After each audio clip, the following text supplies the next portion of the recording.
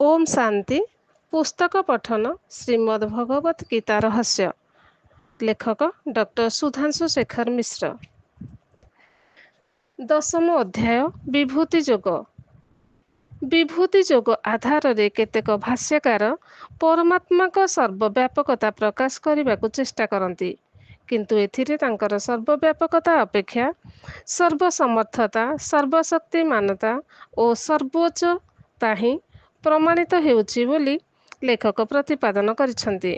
कारण मनुष्य ठारे जो विशेषत्व और विलक्षण देखा जाए ताहा ईश्वरीय विभूतिर काणीचाए मात्र।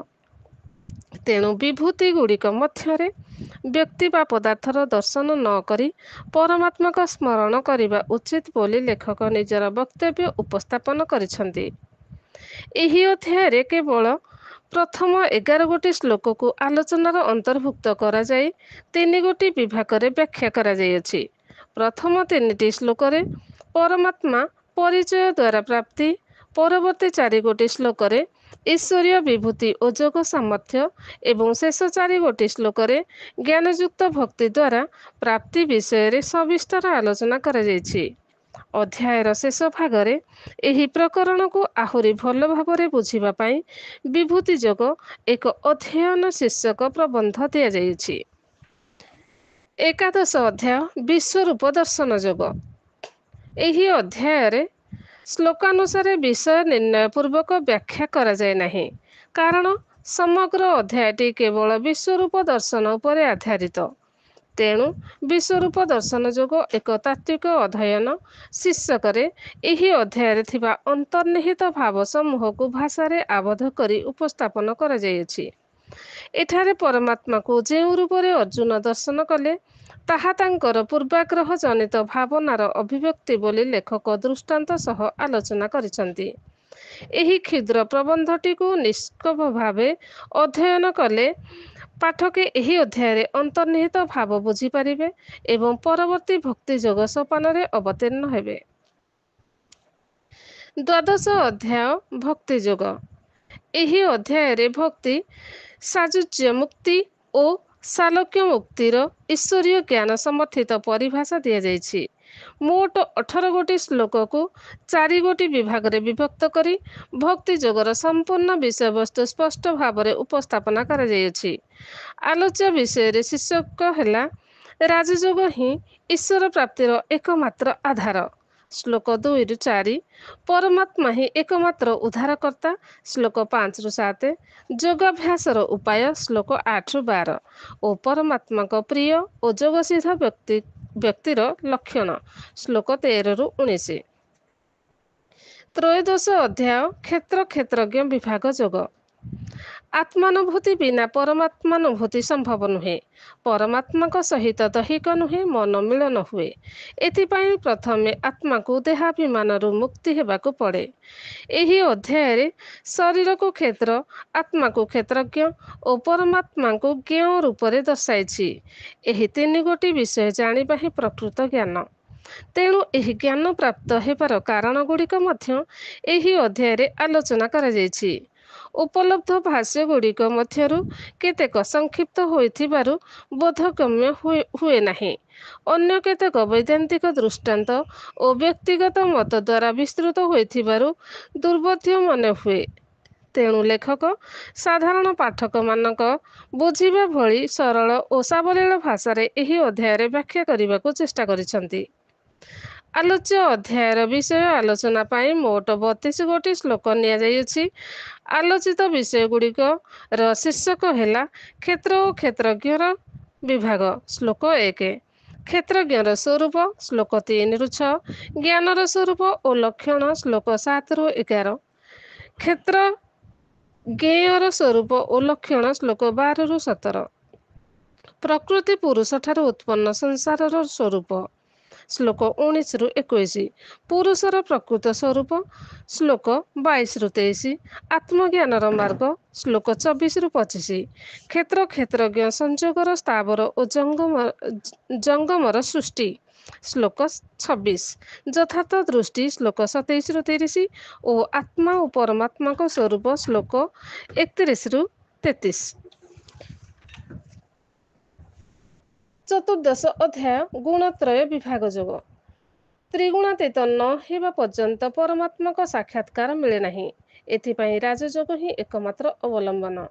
ଗୁଣମାନଙ୍କର ସ୍ୱରୂପ, କାର୍ଯ୍ୟ ଓ ଲକ୍ଷଣ ତଥା ସେଗୁଡ଼ିକର ପ୍ରଭାବରେ ପ୍ରଭାବିତ ମନୁଷ୍ୟର ଆଚରଣ ଆଦି ବିଷୟରେ ସମ୍ୟକ୍ ଜ୍ଞାନ ପ୍ରାପ୍ତ ହେଲେ ଗୁଣାତୀତ ହେବାର ସାଧନ ସହଜ ହୋଇଯାଏ।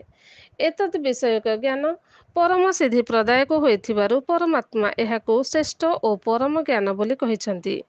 କେବଳ ଜ୍ଞାନକୁ ଜାଣିଲେ ହେବ ନାହିଁ, ଏହାର ପ୍ରୟୋଗ ବିଧି ମଧ୍ୟ ଜାଣିବା ଆବଶ୍ୟକ। ବିଧି ବିନା ସିଦ୍ଧି ମିଳେ ନାହିଁ। ଅନେକ ବିଦ୍ୱାନଙ୍କ ବ୍ୟାଖ୍ୟା ପାଣ୍ଡିତ୍ୟପୂର୍ଣ୍ଣ, କିନ୍ତୁ ତାହା ପ୍ରୟୋଗାତ୍ମକ ନ ହୋଇଥିବାରୁ ଦୁର୍ବୋଧ୍ୟ ମନେ ହୁଏ। ତେଣୁ ଲେଖକ ଅନ୍ୟାନ୍ୟ ଅଧ୍ୟାୟ ଭଳି ଏହି ଅଧ୍ୟାୟରେ ଥିବା ଜଟିଳ ପୌରାଣିକ ଶବ୍ଦାବଳୀ ଯଥା ସର୍ଗ, ପ୍ରଳୟ, ଯୋନି, ବ୍ରହ୍ମ, ବୀଜ, ସତ୍ତ୍ୱ, ରଜ, ତମ ଆଦିର ଯଥା ସମ୍ଭବ ସରଳତାପୂର୍ବକ ବ୍ୟାଖ୍ୟା କରିଅଛି। ଏହାଦ୍ୱାରା ରାଜଯୋଗ ଅଭ୍ୟାସ ପାଇଁ ଇଚ୍ଛୁକ ପାଠକ ନିଜ ବ୍ୟବହାରିକ ଜୀବନର ଆଲୋଚ୍ୟ ଜ୍ଞାନକୁ ଜୀବନରେ ପ୍ରୟୋଗ କରିପାରିବ।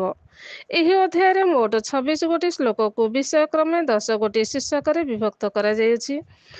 ଶ୍ଲୋକାନୁକ୍ରମରେ ସେଗୁଡ଼ିକ ହେଲା ଈଶ୍ୱରୀୟ ଜ୍ଞାନର ମହିମା ଶ୍ଲୋକ 1ରୁ 2, ପ୍ରକୃତି ଓ ପୁରୁଷର ସଂଯୋଗରୁ ଜଗତର ଉତ୍ପତ୍ତି ଶ୍ଲୋକ 3ରୁ 4, ସତ୍ତ୍ୱ, ରଜ ଏବଂ ତମ ଗୁଣର ସ୍ୱରୂପ ଓ କାର୍ଯ୍ୟ ଶ୍ଲୋକ 5ରୁ 10, ତତ୍କାଳୀନ ବୁଦ୍ଧିପ୍ରାପ୍ତ ଗୁଣଗୁଡ଼ିକର ଲକ୍ଷଣ ଶ୍ଲୋକ 11ରୁ 13, ମୃତ୍ୟୁ ସମୟରେ ବୁଦ୍ଧିପ୍ରାପ୍ତ ଗୁଣଜନିତ ବୃତ୍ତିଗୁଡ଼ିକର ଫଳ ଶ୍ଲୋକ 14ରୁ 15, ସାତ୍ୱିକ, ରାଜସ ଓ ତାମସ କର୍ମର ଫଳ ଶ୍ଲୋକ 16ରୁ 18, ଭଗବତ୍ ପ୍ରାପ୍ତିର ଉପାୟ ଶ୍ଲୋକ 19ରୁ 20, ତ୍ରିଗୁଣାତୀତ ମନୁଷ୍ୟର ଲକ୍ଷଣ ଓ ଆଚରଣ ଶ୍ଲୋକ 22ରୁ 25, ଗୁଣାତୀତ ହେବାର ଉପାୟ ଶ୍ଲୋକ 26 ଓ ପରମାତ୍ମାଙ୍କ ସ୍ୱରୂପ ଶ୍ଲୋକ 27, ତତ୍କାଳୀନ ବୁଦ୍ଧିପ୍ରାପ୍ତ ଗୁଣଗୁଡ଼ିକର ଲକ୍ଷଣ ଶ୍ଲୋକ 11ରୁ 13 ଓ ପରମାତ୍ମାଙ୍କ ସ୍ୱରୂପ ଶ୍ଲୋକ 27। ଏହି ଦୁଇଟି ବିଷୟରେ ବ୍ୟାଖ୍ୟା ଲେଖି ସାରିଲା ପରେ ଆଉ କିଛି ନୂତନ ଭାବ ମନରେ ଉତ୍ପନ୍ନ ହେବାରୁ ତାହା ପରିଶିଷ୍ଟ ରୂପରେ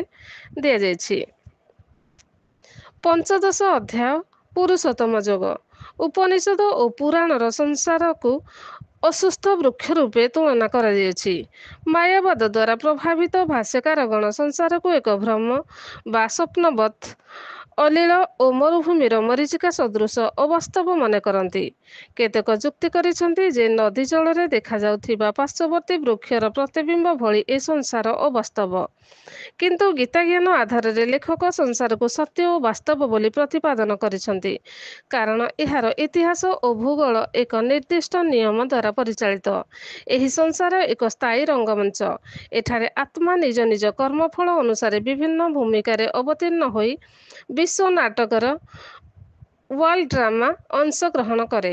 ଏଠାରେ ସ୍ୱୟଂ ପରମାତ୍ମା ମଧ୍ୟ ଶାଶ୍ୱତ ଧର୍ମଗୁପ୍ତା ଭୂମିକାରେ ମନୁଷ୍ୟ ଶରୀର ଧାରଣ ଆଧାର ନେଇ ଅବତାରଣ କରନ୍ତି। ଏହିପରି ଲେଖକ ସାଧାରଣ ପାଠକମାନଙ୍କ ବୁଝିବା ଭଳି ଈଶ୍ୱରୀୟ ଜ୍ଞାନ ଆଧାରର ଯୁକ୍ତି ଦ୍ୱାରା ସଂସାର ସମ୍ବନ୍ଧୀୟ ସମସ୍ତ ଭ୍ରମ ଦୂର କରିବାକୁ ଚେଷ୍ଟା କରିଛନ୍ତି। କାରଣ ସଂସାର ବିଷୟରେ ସମ୍ୟକ୍ ଜ୍ଞାନ ଅଭାବ ହେତୁ ଏହାକୁ ତ୍ୟାଗ କରି କର୍ତ୍ତବ୍ୟ ବିମୁଖ ମଣିଷ କର୍ମ ସନ୍ନ୍ୟାସ ପ୍ରତି ଅହେତୁକ ଆଗ୍ରହ ପ୍ରକାଶ କରେ। ଏହି ଅଧ୍ୟାୟରେ ବିଭିନ୍ନ ଆଧ୍ୟାତ୍ମିକ ବିଷୟବସ୍ତୁ ଉପରେ ବ୍ୟାଖ୍ୟା ଲେଖିବା ବେଳେ ଲେଖକ ଯଥାସମ୍ଭବ ଗୀତାର ମୌଳିକ ଜ୍ଞାନର ଆଧାରରେ ସେଗୁଡ଼ିକୁ ପ୍ରତିପାଦନ କରିବାକୁ ପ୍ରୟାସ କରିଛନ୍ତି। ଏହି ଅଧ୍ୟାୟରେ ମୋଟ 19 ଗୋଟି ଶ୍ଲୋକକୁ କ୍ରମାନୁସାରେ 6 ଗୋଟି ବିଭାଗରେ ବିଭକ୍ତ କରି ଆଲୋଚନା କରାଯାଇଛି। ସେହି ବିଷୟଗୁଡ଼ିକ ଶୀର୍ଷକ ହେଉଛି ସଂସାର ରୂପକ ଅଶ୍ୱସ୍ଥ ବୃକ୍ଷ ଶ୍ଲୋକ 1ରୁ 3, ପରମପଦ ଶ୍ଲୋକ 4ରୁ 6, ଜୀବାତ୍ମା ଶ୍ଲୋକ 7ରୁ 11, ପରମାତ୍ମାଙ୍କ ପ୍ରଭାବ ଶ୍ଲୋକ 12ରୁ 15, କ୍ଷର ଓ ଅକ୍ଷର ପୁରୁଷର ସ୍ୱଭାବ ଶ୍ଲୋକ 16 ଓ ପରମାତ୍ମା ହିଁ ପୁରୁଷୋତ୍ତମ ଶ୍ଲୋକ 17ରୁ 19। କ୍ରମଶଃ ଓମ୍ ଶାନ୍ତି।